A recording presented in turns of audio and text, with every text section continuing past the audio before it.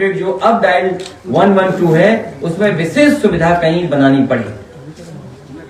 तो मैं बधाई देता हूं व्यापार सभा के सभी पदाधिकारियों को कि उन्होंने बहुत अच्छा संगठन का काम शुरू किया है और आज का दिन जो तय उन्होंने किया, इसलिए हम उन्हें बधाई देते हैं कि जब चुनाव घोषित हुआ था तो 4 जनवरी को ही चुनाव घोषित हो गया था और अब 1 साल है जब चुनाव घोषित हो जाएगा और व्यापारी साथियों ने आज संकल्प लिया है कि आने वाले समय में बदलाव होगा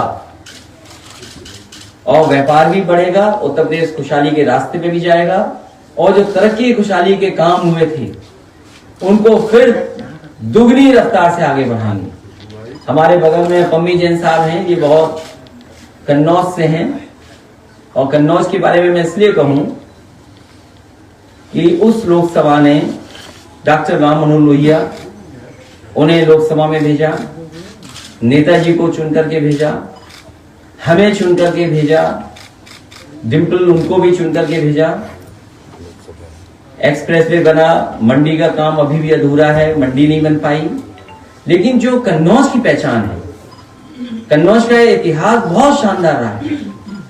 कन्नौज के इतिहास में वो चीजें दर्ज हैं कि सम्राट हर्षवर्धन ने ही कुंभ के मेले का आयोजन किया और सबसे ज्यादा जाते थे वहां और जो कुछ उनके पास होता था वो सब दान करके चले आते थे। सम्राट हर्षवर्धन का वो इतिहास है और इत्र से जुड़ा। मैं खुद फ्रांस गया था, वहां जो इत्र की नगरी है जहां सबसे ज्यादा ब्रांडेड, सबसे ज्यादा जो बड़ा काम होता है इत्र का, उनके लोगों से मिला, कैसे काम होता है, एसेंस कैसे क्रिएट करते हैं उनसे मैं मिला था और वहां के फार्मर से मिला था, इंडस्ट्रियलिस्ट लोगों से मिला था और वहां पर तय ये किया था कि एक बहुत सुंदर और अच्छा कॉमन फैसिलिटेशन सेंटर बने, प्रोसेसिंग सेंटर बने और साथ ही में एक परफ्यूम पार्क बने। मुझे नहीं लगता कि मुख्यमंत्री जी को कोई शौक है। इत्र का कारोबार कितना बड़ा है दुनिया में, उससे न जाने कितने किसान जुड़े होते। किसान फूल पैदा करता, मेहंदी पैदा करता, गुलाब पैदा करता, बेला पैदा करता और उसी का अगर एसेंस निकाल करके इत्र बनता तो शायद न जाने कहां हमारा कन्नौज दुनिया के नक्शे पे दिखाई देता। लेकिन यही भारतीय जनता पार्टी की सरकार बनी, उस काम को बिल्कुल बंद कर दिया। वो इसलिए बंद कर दिया कि समाजवादी सरकार ने शुरू किया, लेकिन वो सरकार भूल गई है कि ये काम किसानों के लिए था, व्यापारियों के लिए था, ये समाजवादी पार्टी का सवाल नहीं था। और याद कीजिए प्रधानमंत्री जी मलियाबाद के मंडी की बात कह रहे थे, मंडी रोक दिया काम। उन्होंने इत्र की बात कही तो इत्र का काम रोक दिया। तो ये सरकार वो है जिस पे भरोसा जनता को नहीं है, किसानों को तो बिल्कुल नहीं है।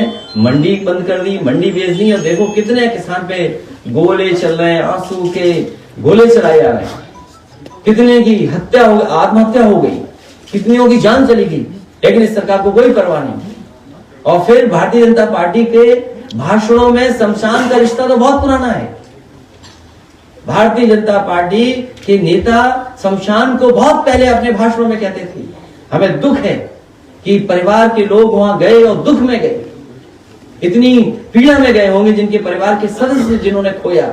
उन्हें क्या पता था कि जिस छत के नीचे वो बैठे हैं वो छत बालू की बनी है, वो भारतीय जनता पार्टी ने बालू की छत बनाई है। भारतीय जनता पार्टी से क्या उम्मीद करोगे जो शमशान के पैसे को भी लूट ले, शमशान के भ्रष्टाचार करती हो जो पार्टी, शमशान के काम में भ्रष्टाचार करती हो। क्या अधिकारियों पे कार्रवाई कर दी?